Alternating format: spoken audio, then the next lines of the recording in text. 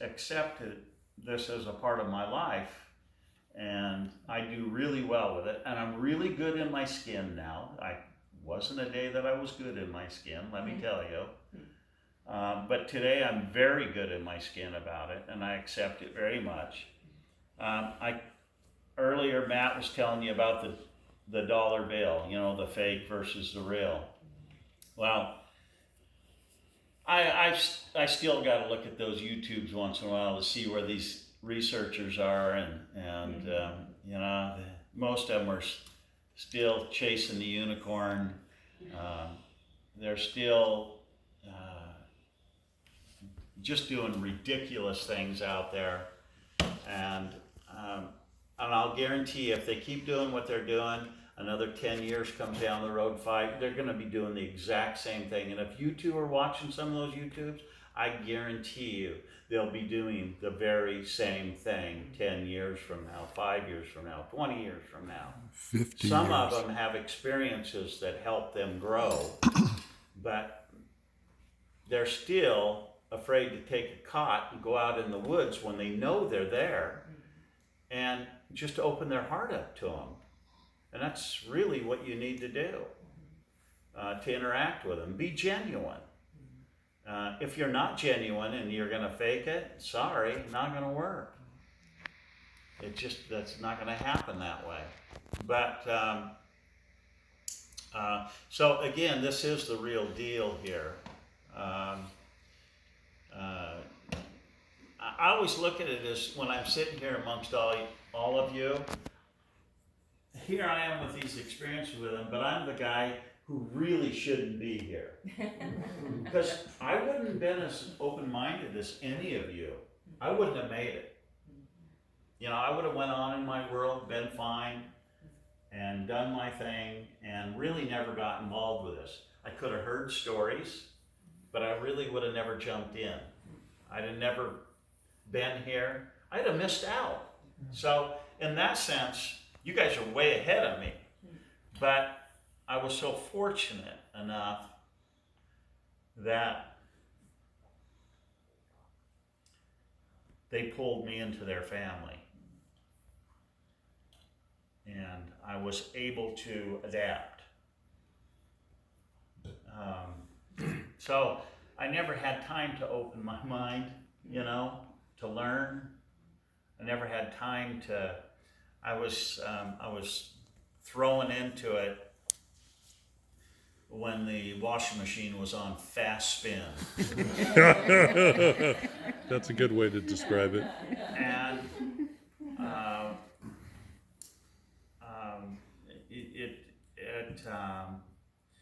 I don't have a regret in the world with being with them, because they're really my family. They are. They're just so close to me. A human can't be this close and show this much love and care. A human's unable to do it. Not that, loved ones in my life, I expect more. I'm still on my level with where I live with, but I just want you to know that they're on another level above love and helping, and I think to the right people too. Like Matt says, if you're some a-hole, I'm sorry, they're just not going to probably interact with you. They would love to see you mature, but they're probably not going to interact with you. So anyway, I don't know. That's kind of life in my shoes, and so if you guys have any questions you want to ask me, or feel welcome. Can you share just a little bit about why you built the machine in the first place? Okay. I was one of these guys who would get your electric bill, and I was always pissed off. They had control over me, that I was going to get this bill no matter what. Well, I kind of got over all that now, but I went through that little phase of life, and But it was a long journey because I took about 6 or 7 years of looking for a device out there. I mean, there's a lot of fakes, a lot of crap on YouTube. There's some good stuff on YouTube. But there's this guy out of New Albany, Indiana, that had completely created a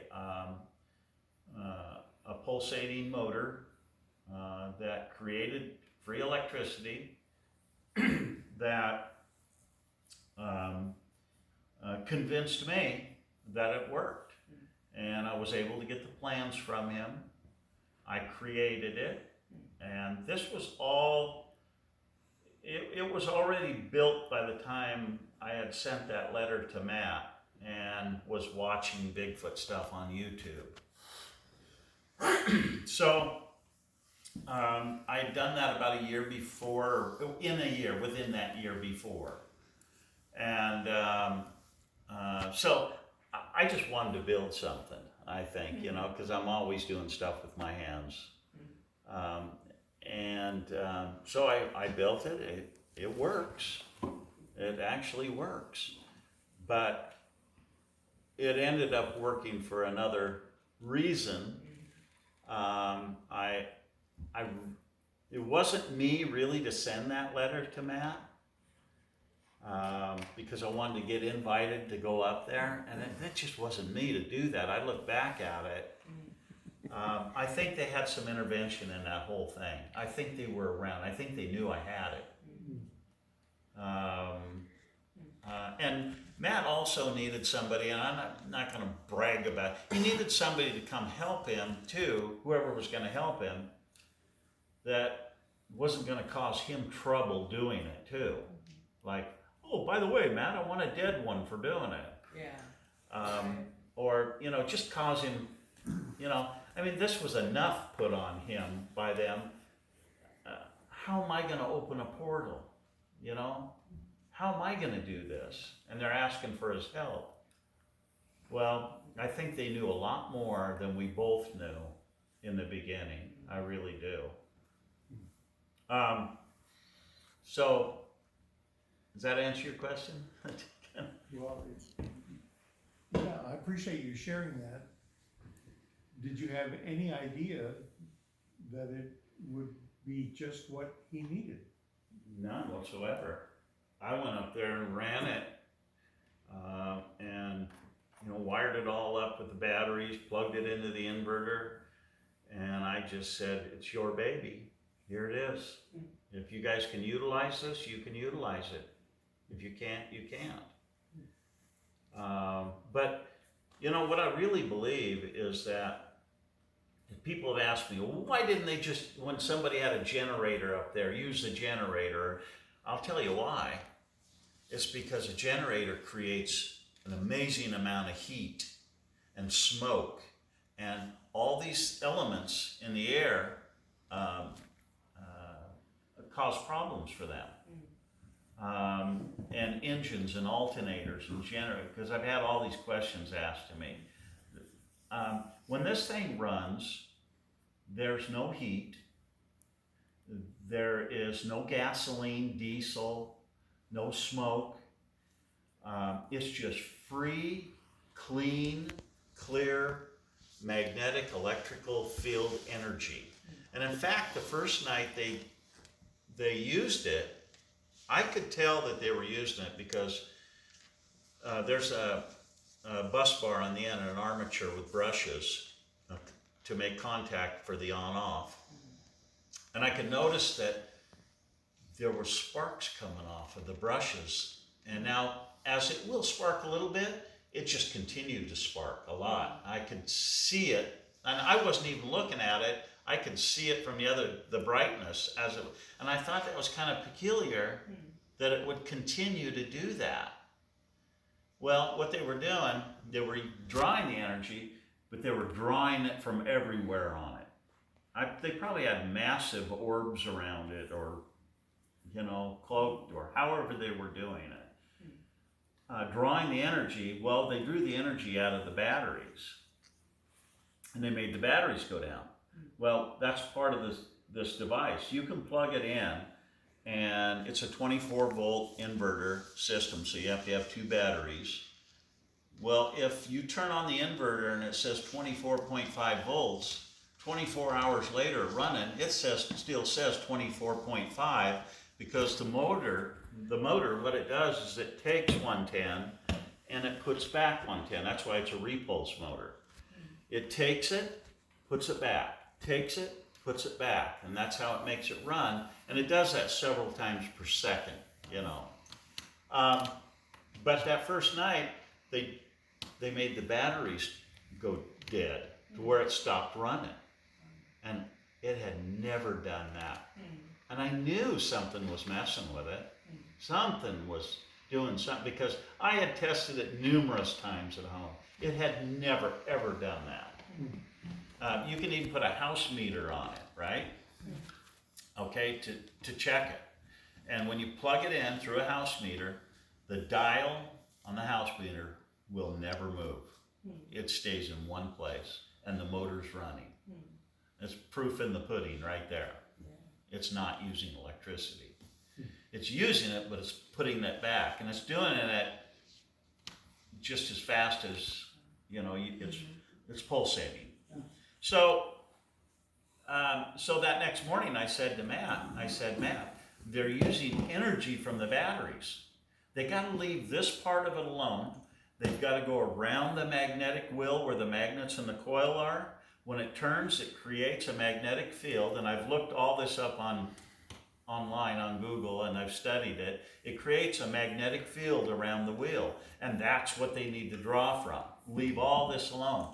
The next night, they went up there they bought batteries, chargers, you know, they were really geared up. They charged my batteries back up, took them up. It ran, I don't know, 5, 6, 7 hours, and the voltage stayed the same.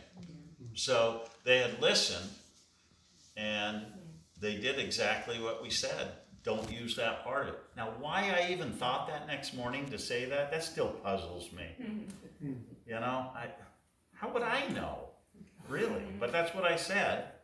So, but yeah, it's, you know, when you don't see things, it's a mystery. But when you have things you can look at, like the meter on that, and you see the voltage dropping, you know something's going on. You know, when that armature on the very end of the motor was sparking like that, something's drawing from that, because it normally doesn't do that. And like I say, it'll spark a little bit, but not like it was that night. And these guys didn't know the difference, but I knew, because I'd run it, you know, hundreds of times. So, but am I using it for sustainable electricity right now? No, when I came home, I pretty much kind of put the thing away. I had a lot to deal with on my plate. Yeah. And I just pulled it out a month ago, and I started playing with it a little bit.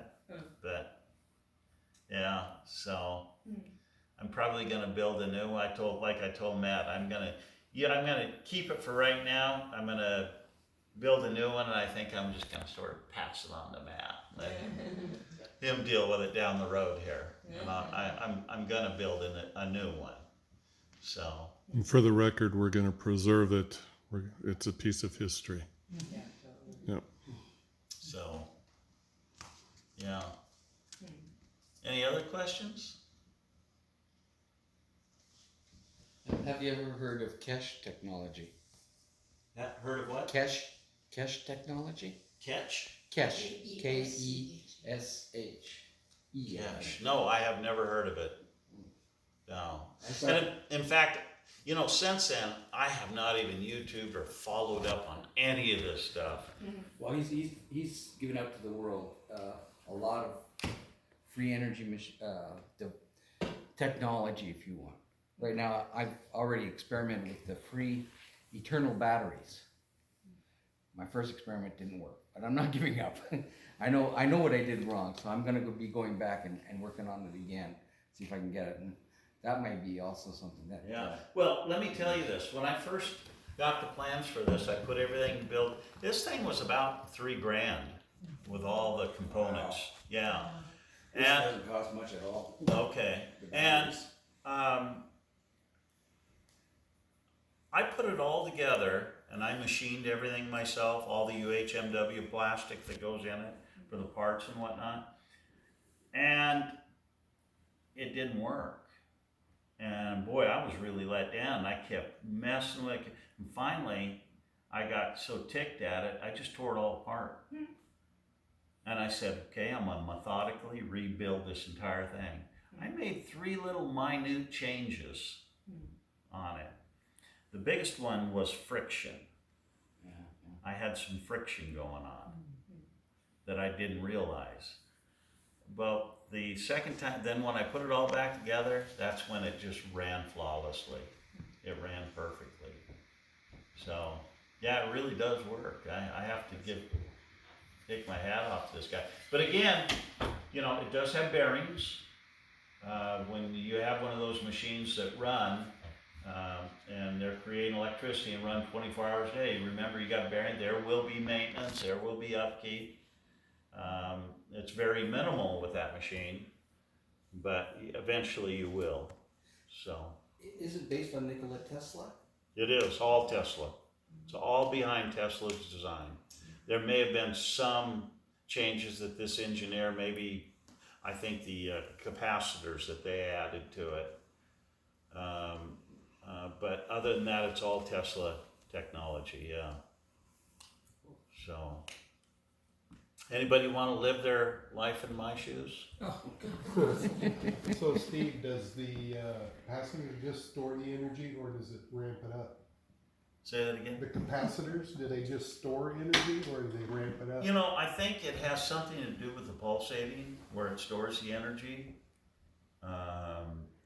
But I don't know exactly. I am not an electrical engineer, but I am a great copier. So that a lot of times people ask me questions about. I truly can't answer the questions because I copied this thing.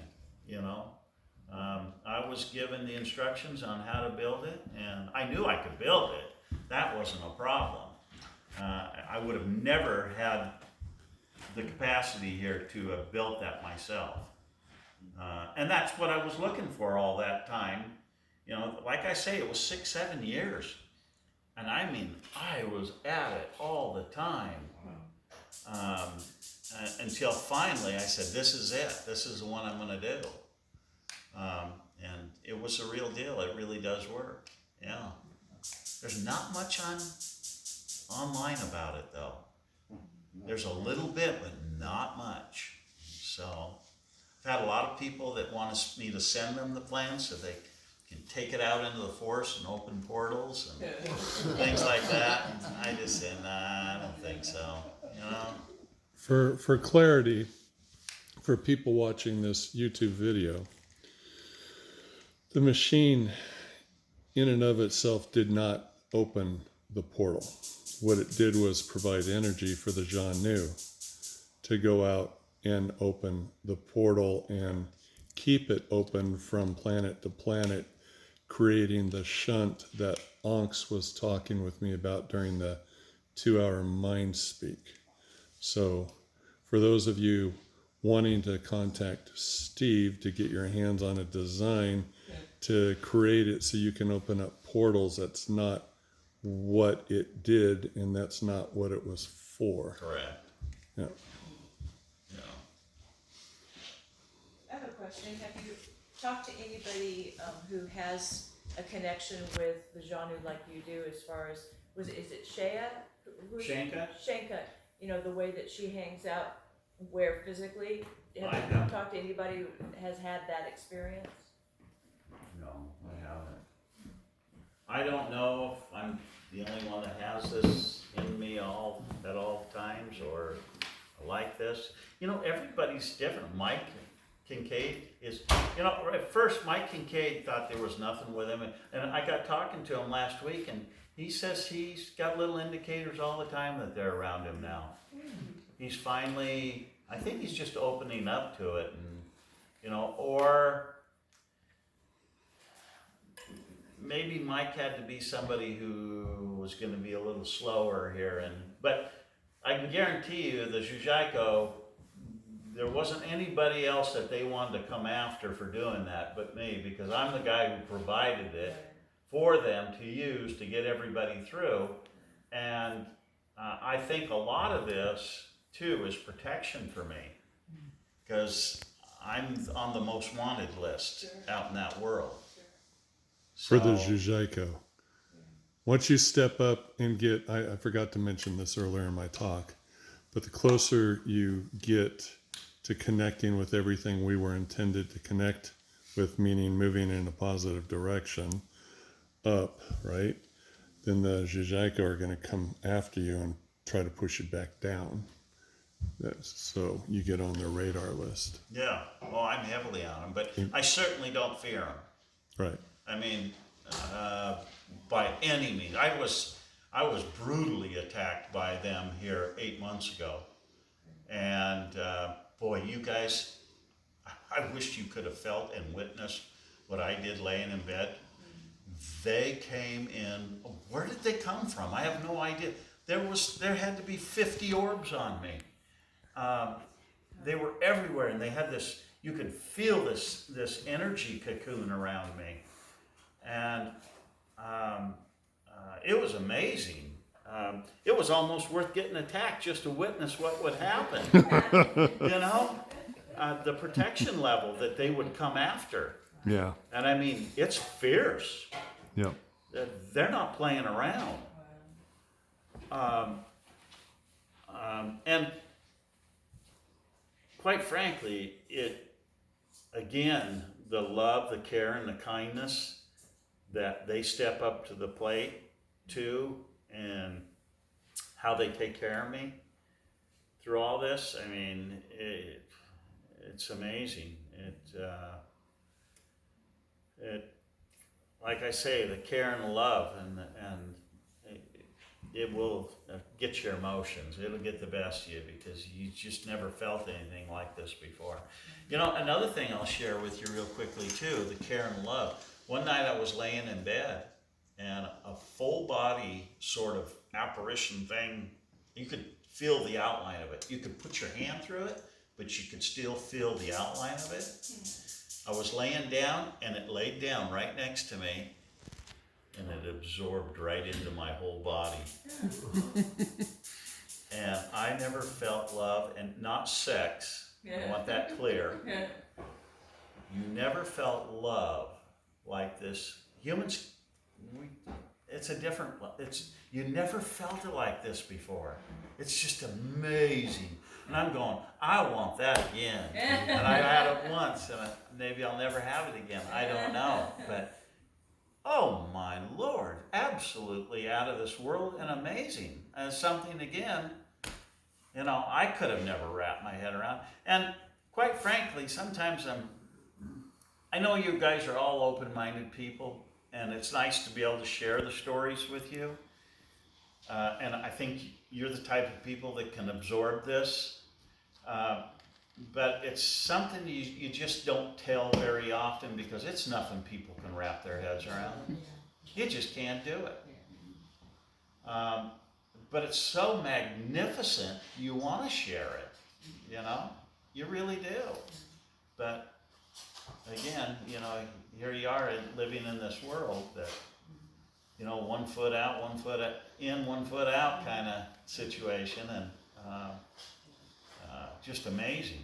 It's absolutely amazing. And now Patty lives with me.